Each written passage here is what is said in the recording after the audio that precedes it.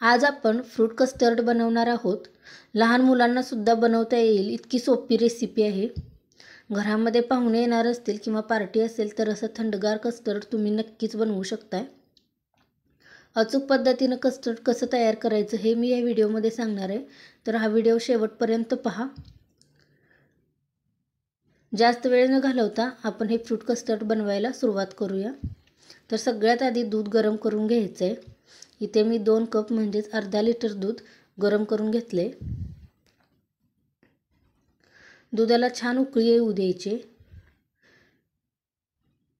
यामध्ये पाव कप साखर घातली.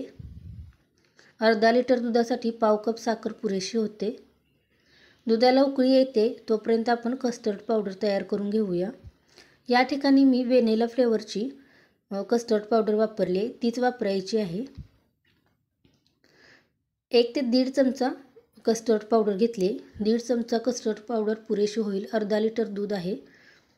यामध्ये 4 ते 5 चमचे दूध घालून याची पेस्ट तयार करून घ्यायची. या पावडरच्या गुठळ्या अजिबात होऊ द्यायच्या नाहीत. व्यवस्थित मिक्स करायचं आहे. गुठळ्या फोडून घ्यायचे आहेत.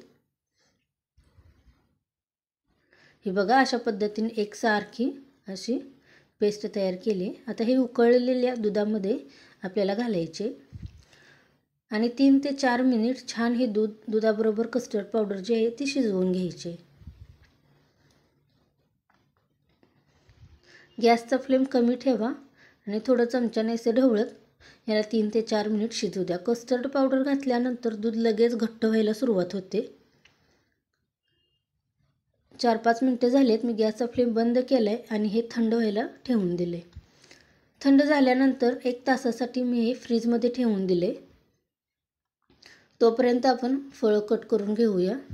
या ठिकाणी मी सफरचंद, काळी आणि ही जी पिवळी द्राक्षे आहेत ती घेतली आहेत. 1 डाळिंब घेतले आणि 1 केळी घेतली. सुरुवातीला सफरचंद आहे ती मी कट करून घेणार आहे. सालीसहित मी कट करून घेतले. साल काढून तुम्ही कट केलं तरी चालेल. यानंतर हे मी एका ट्रेमध्ये काढून घेते. यानंतर केळीसुद्धा आपल्याला कट करून घ्यायचे. तुम्ही अजून आपल्या चॅनेलला सबस्क्राईब केलं नसेल, रेसिपी माझ्या आवडत असतील तर चॅनेलला सबस्क्राईब करा. यानंतर डाळिंबसुद्धा सोलून घ्यायचं आहे. द्राक्षे घेतली आहेत मी. द्राक्षे अशी मधून कट करून घेणार आहे.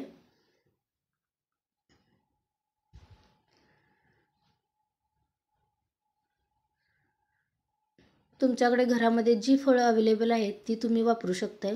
फक्त कस्टर्ड बनवताना आंबट फळे कमी वापरायची आहेत. नाही वापरली तरी चांगलंच आहे. आंबट फळे वापरूच नका तुम्ही. जी गोड फळे असतात तीच वापरा. तासाभरानंतर मी हे कस्टर्ड फ्रीजमधून काढून आणले. वरती थोडी साई आल्यासारखं झाले, त्यामुळे हे छानसं असं मिक्स करून घ्यायचं आहे. यामध्ये सर्व फळे आपण घालून घेऊया.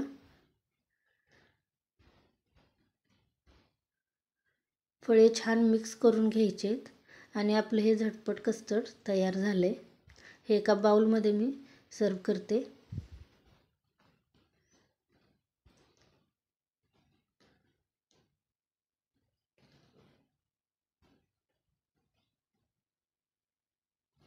सजावटीसाठी इथे मी काही द्राक्ष आणि डाळिंबाचे दाणे घातलेत.